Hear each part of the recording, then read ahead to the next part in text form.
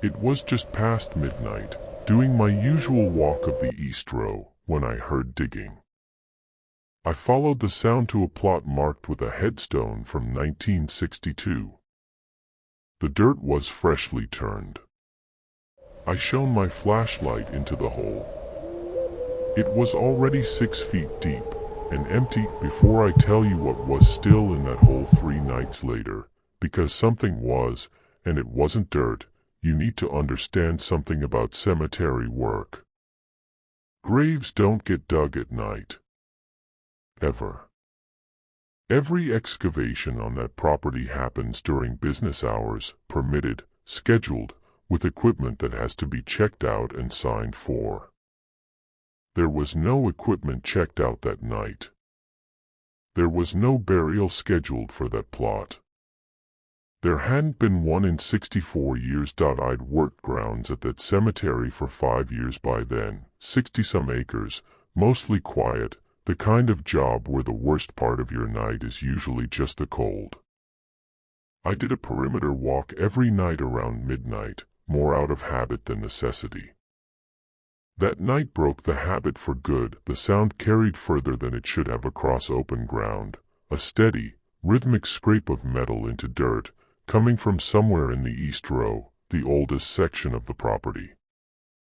Most of those plots date back to the 1950s and 60s.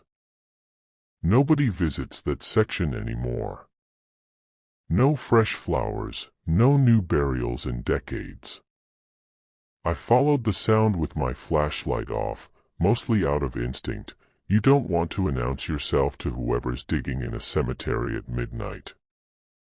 When I got close enough, the digging had already stopped. Just silence, and a hole where a headstone had been standing over undisturbed ground the last time I'd walked that row, 2 nights earlier. I turned my flashlight on and pointed it down into the hole. 0.6 feet. Clean-cut sides, like it had been dug with actual grave-digging equipment, not a shovel. And at the bottom, nothing. No casket. No disturbed vault. Just packed dirt, like a grave prepared and waiting, except the headstone. Above it had a death date of 1962. I checked the name on that headstone against our records the next morning.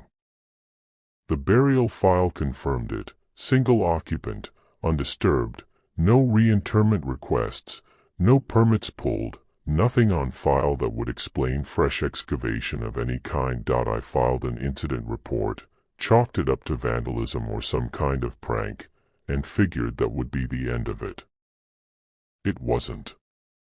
Because 2 nights later, on my midnight walk, I found a second hole. Different plot. Same row.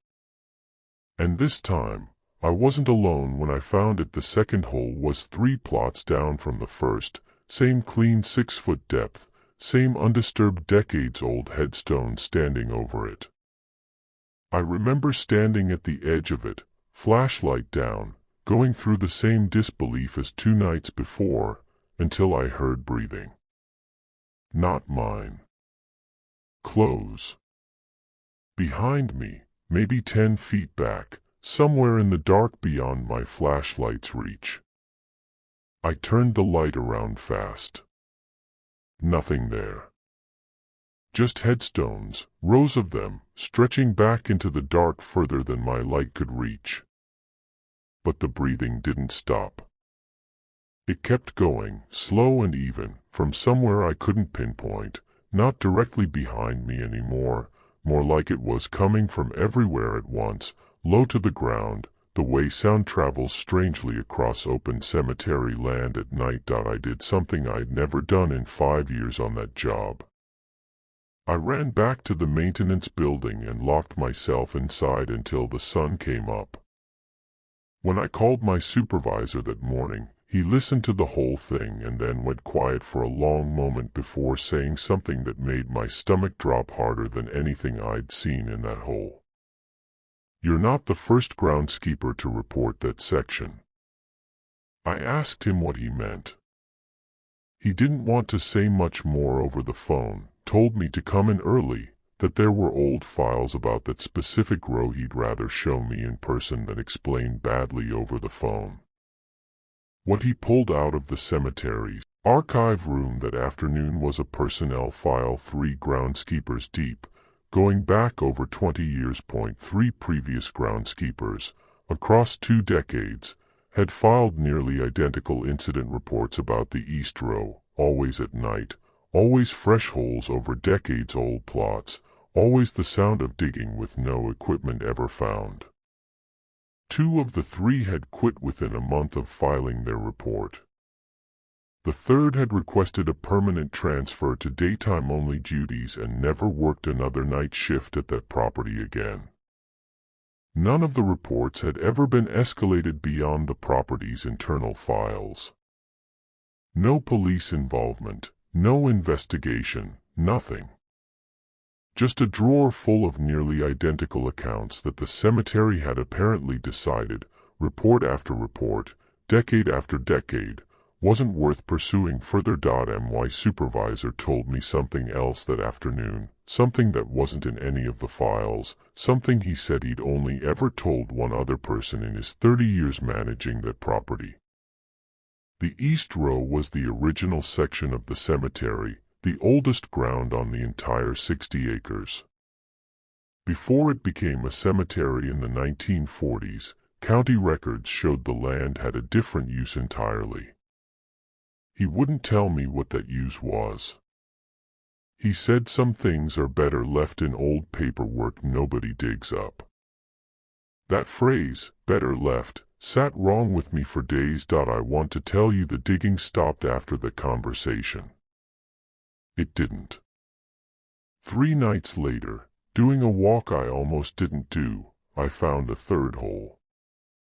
This one had something in it, same row, same clean 6-foot depth, same decades-old headstone standing undisturbed above it. But this time, at the bottom of the hole, half covered in loose dirt, there was a shovel. Old. Rusted through in places, the kind of tool that hadn't been manufactured in decades, nothing like the maintenance equipment our crew currently uses. I didn't touch it. I called it in, had my supervisor come out with me at first light, and we photographed it before anyone went near it. He went pale looking at it, recognized the shovel, he said, though he wouldn't tell me from where. We filled the hole back in ourselves that morning, shovel and all, without reporting it any further up the chain. That was my supervisor's call, not mine, and I didn't argue with him about it. Some decisions get made above your pay grade, and that felt like one of them. The digging stopped after that.